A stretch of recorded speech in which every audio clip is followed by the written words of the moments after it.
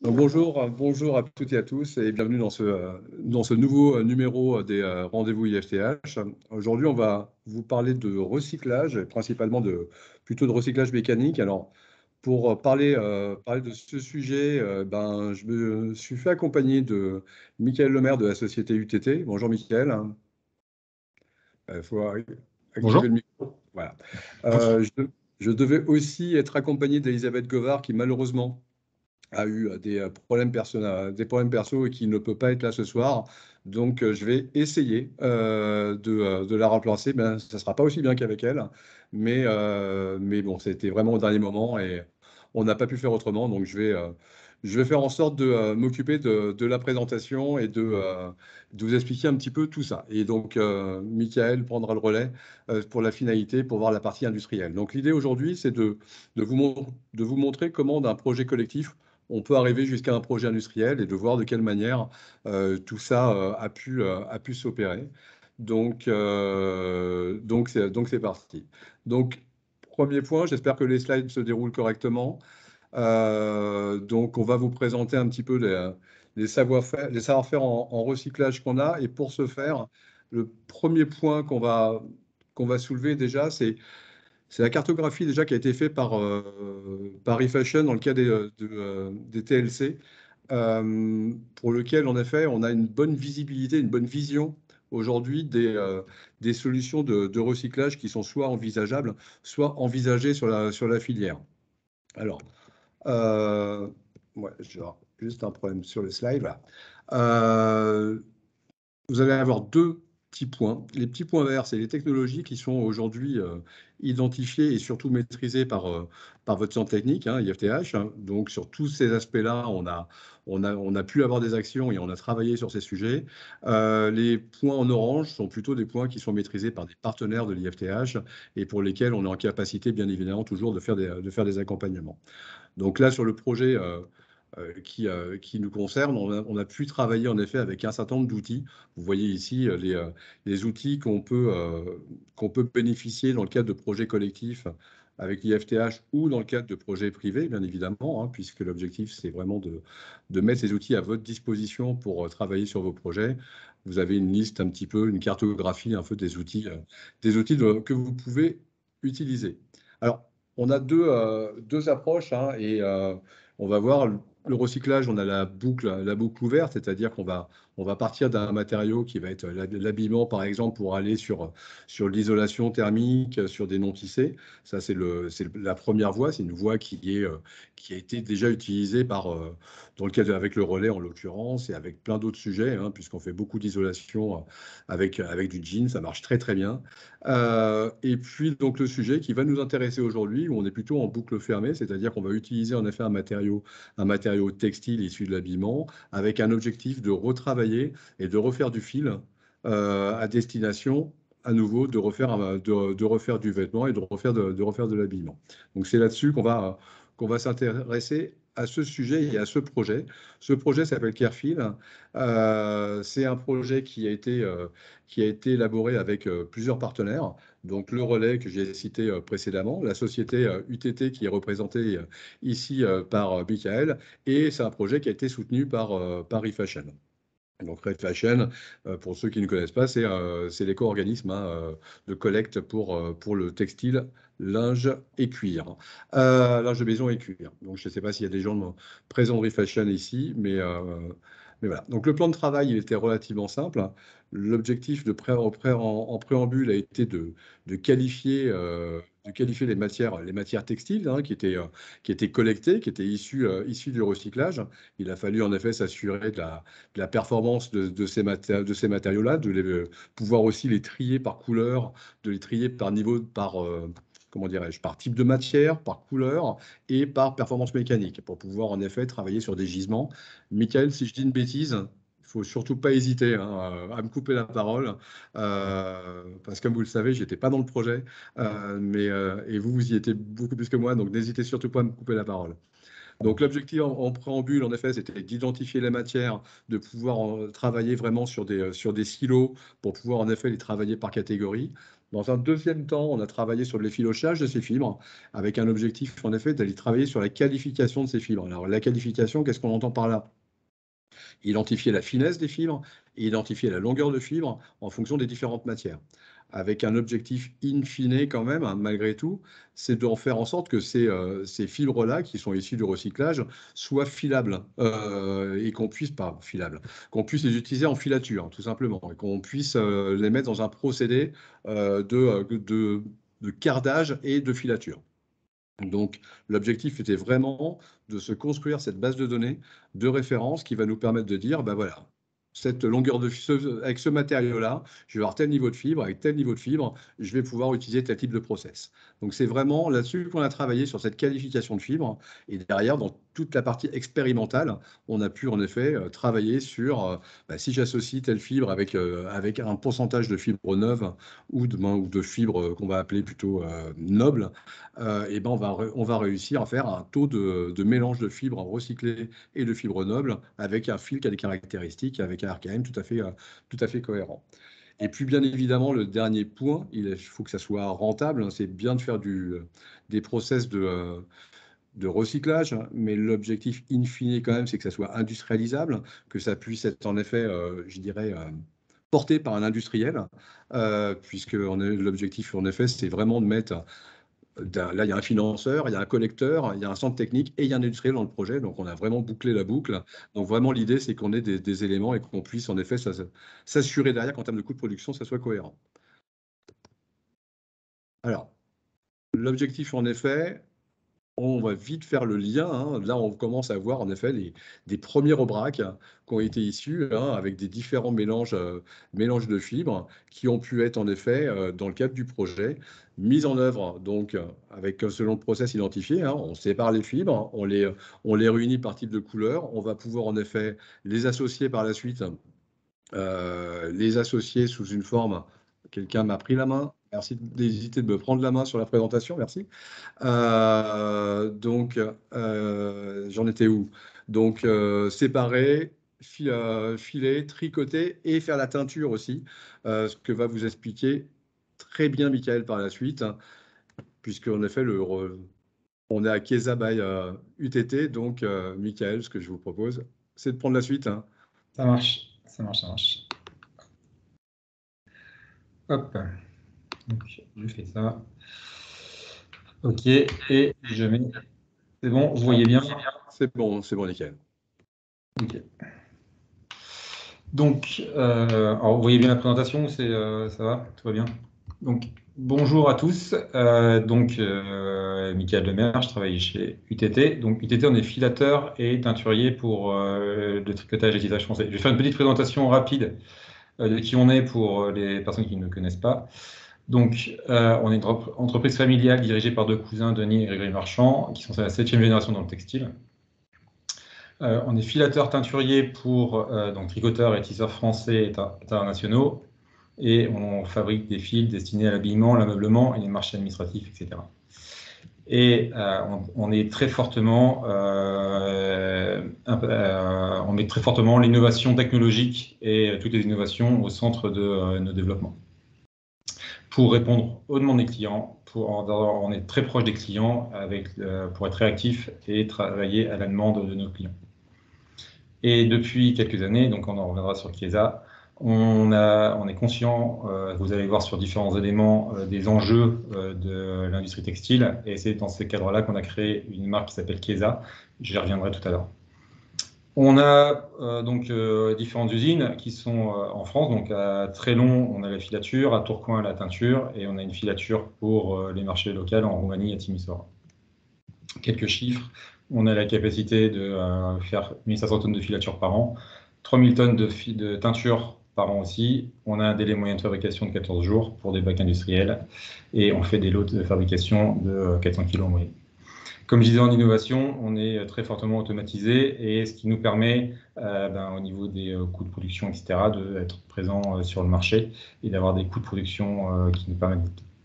Au niveau du marché, on travaille à 70% à l'export dans 35 pays, mais beaucoup aussi en France. Et on travaille très fortement en lien avec les clients fabricants, donc tricoteurs, tisseurs, et aussi avec les marques, les retailers, pour être au plus proche de la demande qui nous fait avancer dans les propositions de produits et des développements.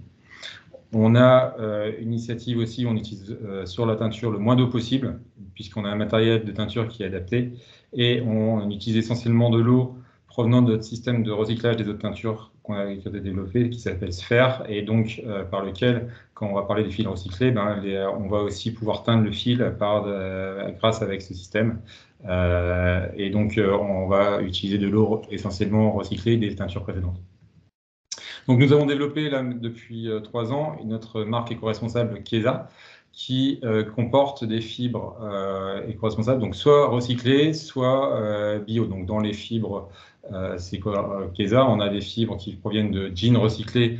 Donc c'est des jeans post-consumer qui sont récoltés en Europe, et tout ce qui est recyclage, filature, teinture dans un rayon de 400 km autour de Tourcoing. On utilise du polyester recyclé à partir de bouteilles, ou des fibres bio, ou comme le coton ou la laine. Donc, avec comme objectif de créer des fibres durables, et robustes et compétitifs.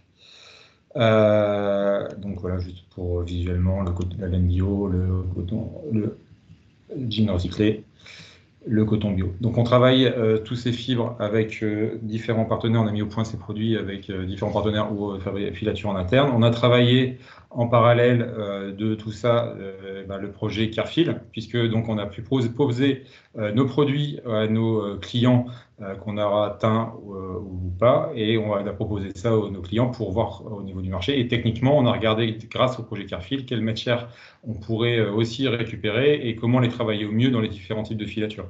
Donc, grâce à tout ça, ensuite, on a décidé là d'investir dans une nouvelle capacité de filature en 2022, qui est une solution industrielle pour produire du fil à partir de déchets textiles de manière circulaire. Donc, on est sur de la partie filature. C'est un investissement de 2 millions d'euros qui a été lauréat sur le France Relance, avec la volonté de fabriquer la première année 700 tonnes de fil et travailler en collaboration à long terme avec nos clients. Sachant que, donc juste pour visualiser où est Trélon, donc refilon pour l'explication, recyclage, filature, et le on de Trélon pour la filature à Trélon. Donc pour visuellement montrer aussi Trélon, c'est dans le sud du nord de la France. Et donc il y a quelques photos de l'usine qui est où on a déjà notre filature. Donc, voilà une petite présentation rapide de qui on est, de quelle est notre volonté aussi d'avancer avec Refilon, d'avancer et de dire, OK, on avance, on veut montrer que c'est possible de faire du fil recyclé en France de bonne qualité à des prix compétitifs, en travaillant en partenariat avec des clients.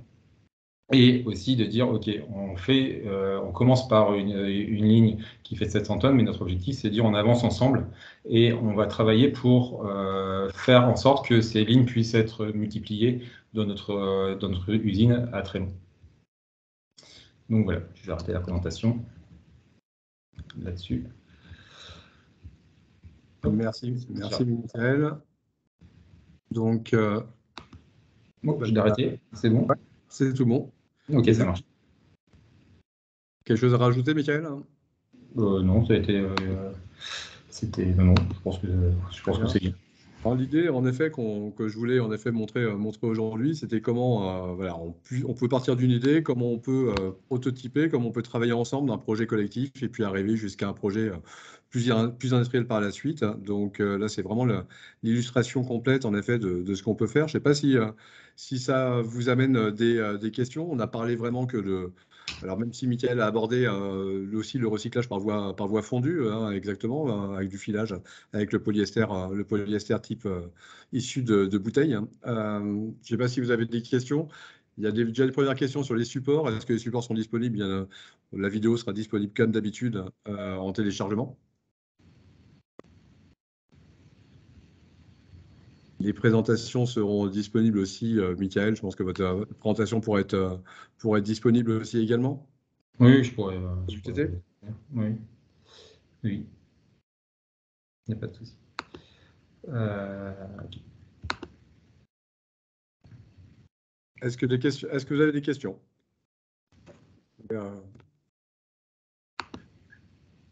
Quel mélange et finesse de fil obtenez-vous? Michael, peut-être que je vous laisse répondre à cette question. Okay. Alors, notre idée là, dans notre filon, alors il y a Clearfield, donc on a fait différents mélanges avec les matières dont Laurent a parlé tout à l'heure, avec donc de la laine, de l'acrylique, etc. Et on a fait des fils dans différents titrages, puisqu'on a utilisé différents types de filature, mais en gros, on est sur des titrages autour du NM15.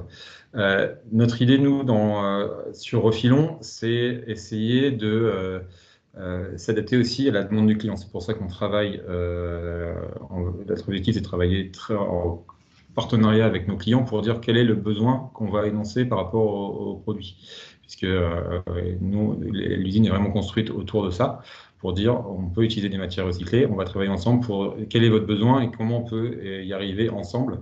Alors, est-ce que on va faire des fils, on va mélanger des couleurs à la base pour arriver au fil sur des quantités industrielles, ou alors on peut passer par la teinture.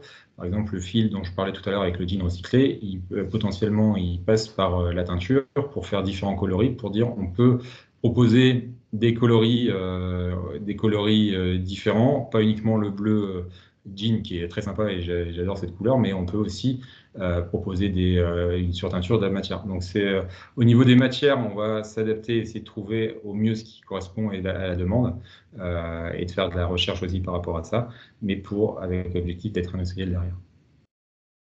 Ça répond à la question. Merci Michael. Alors les questions tombent. C'est parti, donc on va essayer de les prendre en ordre.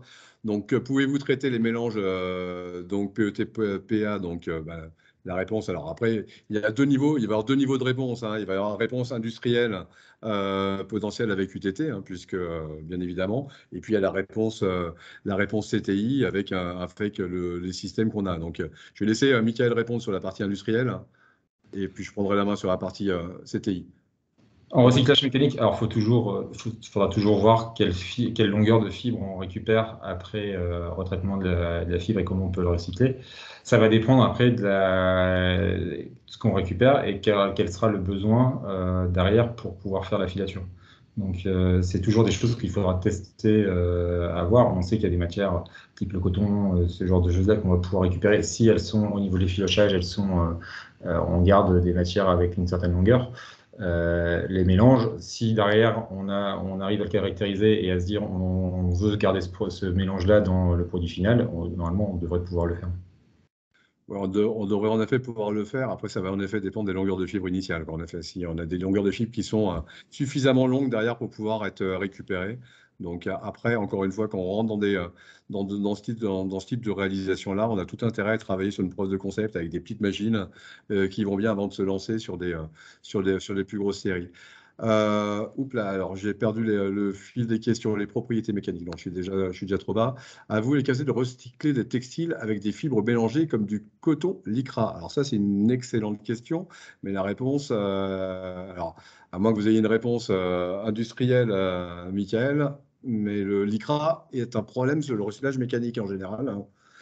Et je sais que nous, on participe à des projets aujourd'hui pour justement comment éliminer le lycra, des solutions pour pouvoir en effet travailler sur comment dirais-je, un recyclage in fine. Alors, on travaille plutôt avec des bases polyamides lycra, mais pour le coup, c'est compliqué. Alors, Michael, je ne sais pas si vous voulez rajouter quelque chose. Alors, je crois que ça va dépendre aussi du pourcentage de lycra qu'il y a dans le produit initial. C'est-à-dire que quand on parle tout à l'heure des jeans, il y a une petite partie, donc c'est pas 20%, alors c'est jamais des 20%, mais je veux dire, ça dépend. Ça dépend du pourcentage, c'est-à-dire que si on est autour des 6%, 5-6%, c'est plus compliqué que si on a 2%. Donc pour l'instant, on se fera l'expérience par rapport à ça et il y aura sûrement de la R&D, comme vous disiez, pour pouvoir le traiter au mieux. Je sais que dans le DIN qu'on travaille actuellement, il y en a quelques pourcentages, mais c'est possible de le travailler. Ouais, les filochages, en général, le process des filochages, j'aime pas beaucoup le lycra. Voilà, c'est une règle, mais quoi qu'il en soit, bon, après, ça va en effet dépendre des quantités, et si on peut l'éliminer avant, c'est beaucoup mieux. Donc, les process d'élimination du lycra, ils ne sont pas forcément très clairs. Donc, il y a certainement un peu de R&D sur ces sujets-là. les propriétés mécaniques de confort pour les jeans à partir de polyester recyclé. Alors après, ça va dépendre de quel polyester on parle, hein. Si on parle de polyester recyclé issu de bouteilles ou issu de recyclage mécanique par effilochage, on va pas avoir les mêmes résultats. J'ai pas compris, moi, si c'était pour moi. Propriétés mécaniques et de confort pour les jeans à partir de polyester recyclé. Alors, nous, on ne fabrique pas le jean et le polyester recyclé. C'est pas forcément Le fil, en fait, si on raisonne à contrario, si on a un fil en polyester recyclé ou un fil en polyester non recyclé, on risque d'avoir des performances mécaniques qui peuvent être en effet amoindries, évidemment. Sauf si on s'intéresse à utiliser des polyesters issus éventuellement de voies fondues ou autres, où là, on va retravailler le polymère. Mais globalement, oui, il va y avoir une perte mécanique. Et le confort, par contre, aucune idée sur la notion de confort. Je ne suis pas sûr qu'il y a des évaluations qui ont été faites sur le confort entre le polyester recyclé et le polyester non recyclé. C'est difficile pour moi de répondre. Jusqu'à quel pourcentage de recyclé pouvez-vous aller? Alors, les essais qu'on avait fait, dans le cadre de Carrefour, on est allé à 50% de matière recyclée dans la composition. Là, sachant que nous, industriellement, l'idée, c'est de dire quand on aura toutes les machines pour faire les essais, etc., c'est d'augmenter la part de recyclé dans les matières. Après, on verra aussi, la question sera, est-ce que c'est du déchet post-consumer, comment il a été traité, comment il a été travaillé. C'est l'adaptation au lot de matière qu'on va récupérer qui va pouvoir nous dire aussi jusqu'où on peut aller. C'est clair. Bonjour, Isabelle Déco, c'était moi qui ai posé la question. Justement, quand vous dites jusqu'à 50%, ça comprend et le post-consumer et le pré-consumer? Non, dans le cadre de Carrefour, c'était du post-consumer et on avait mis 50% de matière recyclée. Merci. On avait complété ensuite avec des matières, soit du polyester recyclé à partir de bouteilles, mais donc il y avait des caractéristiques qui étaient proches du vierge, et soit des matières vierges de coton ou des choses comme ça. Mais donc on avait mis ça. Et après, par contre, industriellement, notre objectif, c'est de dire, on va essayer de faire pour augmenter cette part de recyclé en affinant au fur et à mesure les réglages et pour pouvoir augmenter cette part de recyclé. D'accord, merci. De manière très claire, hein, plus on arrivera à avoir une fibre longue en sortie d'effilochage et on arrivera à optimiser ce poste, meilleur on arrivera à augmenter cette quantité de matière recyclée dans le produit fini, quoi. Et en tout cas, Carrefour, en effet, on arrive à 50%, ce qui est plutôt un bon résultat. Alors, les matières recyclées sont-elles... Attends, ces matières recyclées sont-elles elles-mêmes recyclables? Alors, c'est une grande question, c'est plus on va le recycler, moins ça sera recyclable. Alors, ça va dépendre. Pour moi, cette question, on l'a assez régulièrement. Alors, il y a deux choses, déjà, pour l'instant. Si elles sont recyclables, aujourd'hui, je pense en France, je ne sais pas exactement, mais les chiffres, en gros, c'est dire il y a 1% des matières recyclées aujourd'hui.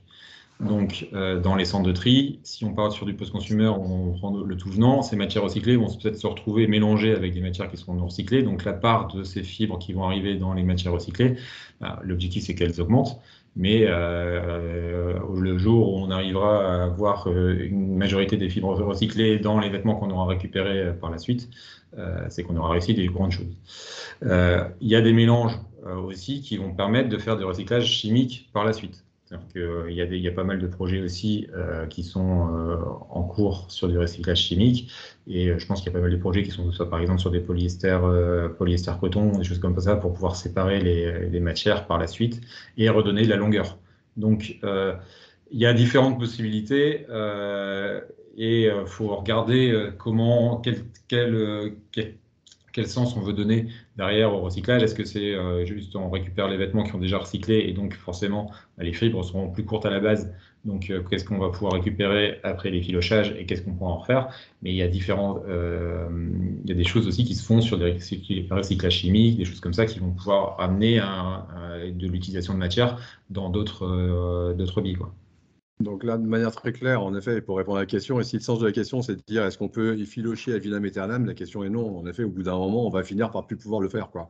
Mais en effet, le recyclage chimique aujourd'hui qui est abordé par Michael est tout à fait judicieux aujourd'hui, surtout sur les matériaux bien évidemment synthétiques, où on va pouvoir en effet refaire du noble, en fait, tout simplement, hein. Bon, il y a beaucoup de travaux aujourd'hui sur le chimique. Je vous invite à revoir la cartographie de Refashion en amont, où on revoit un peu toute cette cartographie-là. Il y a en effet différents travaux là-dessus. Autre mélange, polyamide lycra, j'en ai un petit peu parlé hein, sur les polyamides lycra. Le lycra, le gros sujet sera la séparation du lycra quand même, malgré tout. Et sur les polyamides lycra, typiquement, si on parle de ces sujets-là, en effet, on va avoir le même problème que précédemment. Êtes-vous capable de réaliser du fil de nylon? Du nylon, c'est du polyamide, à ma connaissance. Donc, la réponse est oui, hein, il n'y a pas de raison. On peut le travailler. Alors, je sais pas, il faudra voir sur les. Alors, pour l'instant, on n'a pas fait nous là, on n'aura pas fait l'essai hein, là-dessus, mais pour avoir à tester. Mais ça dépend de l'usage derrière toujours. Oui, non, à l'IFTH, on peut vous accompagner sans problème sur ce genre de sujet. On a déjà travaillé sur des preuves de concept avec différents types de matières. Donc, encore une fois, il est toujours important de faire la preuve de concept avant d'aller un peu plus loin. Comment garantir au cotex le cotex des matières? Alors, c'est la garantie de l'eau-cotex des matières. Sur le recyclé, ça va être un sujet. Il existe d'ailleurs comment dirais-je, un marquage au cotex en textile recyclé en s'appuyant en effet sur des outils de traçabilité, parce qu'en effet, il va falloir s'assurer la traçabilité si on veut assurer le cotex. Donc, je ne sais pas si, Michael, vous avez abordé la notion de cotex sur le recyclé, sur vos produits, ou si vous êtes au cotex pour les autres produits. Alors, nous, on est au cotex sur les produits. Ouais. Sur le recyclé, après, ça va dépendre de la source. C'est-à-dire que si on est sur. Alors, il faut avoir la traçabilité. Nous, on est forcément, si on est sur des sources de déchets de production où on sait qu'il y a la matière à la base et le cotex, etc., c'est plus facile forcément à faire. C'est pas impossible. On peut être au cotex après sur des matières aussi. Nous, avec les produits qu'on applique, etc., on arrive à être au cotex. Mais donc, ça va dépendre aussi de ça. C'est la question de traçabilité dont vous parliez tout à l'heure est importante aussi pour ça. Il n'y a pas le choix, il faut, si on veut être au cotex sur les produits, alors on peut faire, hein, encore une fois, on peut lancer des séries de tests hein, sur les produits, hein, même ici du recyclage, et puis se garantir en effet que nos lots sont au cotex, mais il faut s'assurer la traçabilité derrière et la maîtrise des lots. Donc le problème sera un problème principalement de traçabilité. Aujourd'hui, au cotex recyclé, ça existe, hein. Il y a le label aujourd'hui au cotex a développé je dirais deux déclinaisons, une déclinaison bio et une déclinaison recyclée. Donc oui, c'est possible, mais il faut garantir la traçabilité, comme d'ailleurs dans toute la chaîne au cotex. Hein. Au cotex, c'est par définition un outil de traçabilité. Alors, une question sur la haute visibilité. Laurent, il y a Aurélie qui est présente et qui voudrait intervenir, j'ai vu. Il y a Aurélie qui veut intervenir. Aurélie. Oui, non, c'était du coup, comme c'est un peu ce que je fais au quotidien, donc Aurélie Lombard du service Ecotex, c'était juste pour confirmer effectivement que tout dépendait, qu'il y avait un suivi de la traçabilité qui serait nécessaire et que tout est potentiellement certifiable en passant par des tests. Donc effectivement, en fonction de toute cette traçabilité, il y aura des tests à faire plus ou moins régulièrement dans l'année qui pourront permettre l'obtention du certificat Ecotex recyclé sur ce type de matière. Ça va, j'ai pas dit de bêtises alors Aurélie. Voilà. Ok, très bien. Une question donc Nadia, sur la haute visibilité. Alors, est-ce que vous avez travaillé sur la haute visibilité? Alors, à IFTH, je ne me rappelle pas si je pourrais pas répondre pour IFTH parce que je ne sais pas, Michael, pour UTT, si vous avez travaillé sur les produits de visibilité. Non, je ne peux rien dire là-dessus, on n'a pas travaillé. Je ne suis pas sûr, par contre, Nadia, qu'on arrive à refaire un produit haute visibilité à partir d'un produit visibilité. Voilà. Je ne suis pas sûr que la performance de haute visibilité soit maintenue. Mais a priori, il n'y a pas de raison qu'on ne puisse pas le faire.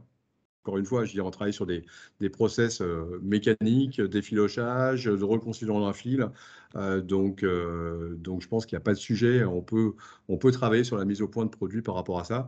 La question, c'est ce qu'on veut en faire derrière. Et très clairement, on n'arrivera pas aux mêmes performances, en effet, que le produit initial. Alors, où en est le projet Carifil? Les résultats sont-ils partagés? Base de données. Alors, le projet Carifil, il est fini. Il est fini. Il y a en effet des données qui sont propres. En effet, il y a des données qui sont partagées par les différents partenaires. Donc, elles ne sont pas disponibles et mises en ligne, en effet. Non. Si c'est le sens de la question, il n'y a pas une base de données aujourd'hui. Il y a une base de connaissances aujourd'hui qui nous permet à nous, IFTH, de pouvoir revenir vers vous en disant, voilà, vous avez une problématique, on va pouvoir vous accompagner assez facilement par rapport à ça en disant, telle longueur de fibre, mis à tel mélange, on va pouvoir avoir en effet des résultats pertinents. Une base de données qui est exploitable aussi, j'imagine, pour Mickaël, pour UTT, aussi, en base de connaissances, puisque l'objectif, c'était de faire de l'acquisition de savoir. Je pense qu'en effet, UTT a fait aussi pas mal d'acquisition de savoir aussi sur ces technos. Oui, nous, on a c'était juste but. Il n'y a pas de base de données disponible, désolé, Non. mais ça n'existe pas. Êtes-vous capable de recycler des cordes en PA ou PES? Comme ça, dit comme ça, il faudrait voir si est-ce qu'on arrive à en faire, est-ce qu'on arrive à le travailler. Là, j'ai pas Elisabeth pour vous répondre. Je suis désolé pour la partie IFTH. Je suis pas sûr qu'UTT vous ayez des réponses à apporter. En fait, il faut regarder, faut tester sur les filochages, qu'est-ce qui ressort derrière. Il faut le mettre ça en effilochage et regarder ce que ça donne et est-ce qu'on arrive à en tirer quelque chose. Donc, sur le principe, tout est, on peut tout envisager en termes d'action. Après, on ne peut rien vous garantir. Par contre, ça, c'est la règle de la recherche. La recherche, on est sûr d'essayer, mais on n'est pas sûr du résultat, soyons clairs. Possibilité de travailler des nappes de 2 mètres de lèse en mélange. Nous, dans les filocheuses, on peut mettre ce qu'on veut. Donc, c'est pas tellement un problème, les largeurs de 2 mètres. On va pouvoir couper. De toute manière, avant d'effilocher, on découpe les matières, on en fait des petits morceaux et après, on fait l'effilochage. Donc, il y a tout un process de toute manière qui va permettre en effet de travailler ces process-là. Donc, ça ne m'inquiète pas plus que ça, la question. Quels seront, selon vous, les principaux débouchés pour les fils? Donc là, la question n'est pas pour moi. Oui. Alors, les débouchés pour les fils, il y a notre idée, c'est qu'il y a pas mal de débouchés et que ce soit du recyclé ou du vierge, ça va dépendre du produit qu'on veut faire à la fin. C'est-à-dire que tout à l'heure, je parlais du fil de jean. Il a été utilisé pour faire des chaussettes, il est utilisé en tissage, il est utilisé des sweats qui ont été faits. Il y a différents produits, du pull. Nous, ici, on a différents produits qu'on a travaillé avec des partenaires clients pour montrer que justement, avec le recyclé, on peut faire plein de choses. Après, on ne va pas s'attendre à avoir exactement la même chose que si on prend des fibres vierges, etc. Donc, il y a de l'adaptation à avoir avec la matière et c'est ça qui est génial, c'est-à-dire qu'on va pouvoir avancer là-dessus. C'est aussi pour ça que nous, on essaye de voir comment on peut le teindre derrière aussi pour dire on peut développer différents produits, que ce soit mode, et donc grâce à la teinture, on va pouvoir développer des coloris sur des quantités autour de à partir de 100 kg et voir qu'est-ce qu'on peut en faire. Parce que l'idée, c'est de dire on a potentiellement de la matière qui est disponible un peu partout autour de nous. Là, qu'est-ce qu'on peut en faire pour avoir le moins d'impact possible avec ces matières. Donc, on peut faire toutes les gammes de produits, on peut faire énormément de produits avec ces matières. Ça va dépendre du cahier des charges qu'on aura derrière, mais on a fait des chaussettes, des sweats, des pulls, des tissus, il y a différentes choses qui peuvent être faites avec des matières recyclées. Tout à fait. Donc une question, le recyclage par voie chimique de mélange polyamide lycra est-elle dans vos projets? Alors, je sais qu'il y a des projets de séparation du lycra des polyamides qui sont en cours. Malheureusement, je ne pourrais pas vous en dire plus. Il y a des gens qui travaillent là-dessus. Alors, je ne peux pas vous donner quel type. Est-ce que c'est la voie chimique ou une autre? A priori, ça serait plutôt la tendance est plutôt de travailler sur de la chimie pour éliminer, je dirais, cet élastomère. Mais bon, pour le coup, je ne pourrais pas vous en dire plus, malheureusement. Quel traitement ou conditionnement appliquez-vous sur les fibres recyclées? On a parlé de la teinture, en l'occurrence, qui a quand même un traitement non négligeable. Mickaël, un peu plus d'éléments peut-être? Sur les traitements, après, nous, ça va être soit on va le teindre, on peut ne pas l'éteindre, c'est aussi potentiellement là. Après, nous, au niveau du fil, ça va être, on va pas je vois pas beaucoup d'autres traitements qu'on mettrait dessus. On va mettre ce qu'on met habituellement pour le tricoter, de la paraffine, des choses comme ça pour pouvoir bien le tricoter. Après, par contre, au niveau des produits finis, je pense qu'il y a tout ce qui est habituellement mis peut être mis sur les filons recyclés. Ouais, on ne va pas oublier qu'on est dans un concept de mode durable ou de développement durable, donc c'est pas non plus l'appel de rajouter du traitement au traitement. L'objectif, en effet, c'est pourquoi pas d'amener une couleur et d'uniformiser une couleur, mais pas forcément de faire du traitement spécifique. Quel résultat qualité avez-vous obtenu sur vos fils recyclés vs un fil conventionnel, typiquement? Alors, sur le fil, alors si c'est sur le fil, le boulochage, ça va être compliqué, par exemple. Mais par exemple, sur la résistance, sur les RKM ou autres, sur la résistance du fil. Bon, on a des résultats, alors qu'on avait testé dans le cadre de Carfil, on avait eu des bons résultats si on compare. Après, alors, on a des bons résultats, c'est clair. On n'a pas des résultats, si on les compare avec des matières vierges, ça ne sera pas exactement la même chose, c'est clair. On a des fibres plus courtes, et donc ils vont être travaillés différemment. Donc on en parle depuis tout à l'heure, donc le fait d'avoir des fibres plus courtes, on a peut-être un peu plus de boulochage, etc. Mais il y a des questions de torsion derrière aussi qui sont mises pour éviter ça avec la gestion du toucher, mais les résultats sont très bons au niveau de ce qui est utilisé pour le moment. Donc c'est de l'adaptation toujours au produit, comme je disais tout à l'heure. Qu'est-ce qu'on veut en faire? Y a-t-il des innovations sur le procédé d'effilochage afin d'obtenir des longueurs de fibres plus grandes, travailler plus en douceur? Donc là, je sais qu'il y a sur le procédé d'effilochage, il y a plusieurs types de garnitures. Il y a un gros savoir-faire sur l'effilochage avant toute chose. C'est important.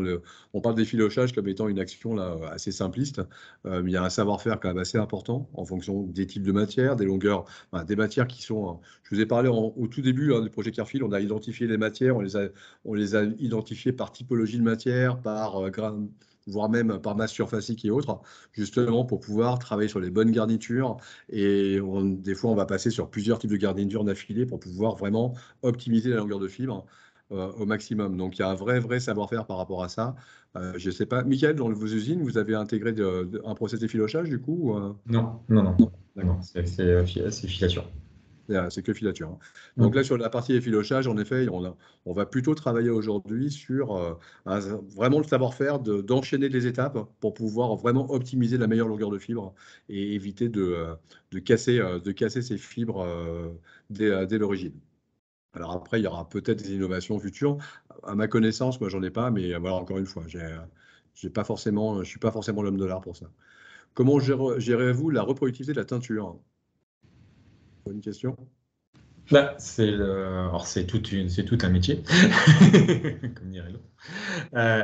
Ça va dépendre, en fait, ça va dépendre des coloris qu'on veut mettre au point. En fait, le gros truc, c'est sur le jean. Si on a des coloris où on va passer au-dessus du coloris initial, donc là, on va adapter le pourcentage de colorant à la matière qu'on va mettre dessus. Après, si on veut s'appuyer sur la matière recyclée, on va jouer avec. Et donc, les matières, on essaie aussi, et ça, c'était la question du tri à la base, c'est d'avoir quelque chose aussi de constant au niveau de la matière, le plus constant possible au niveau de la matière initiale pour faire les teintures.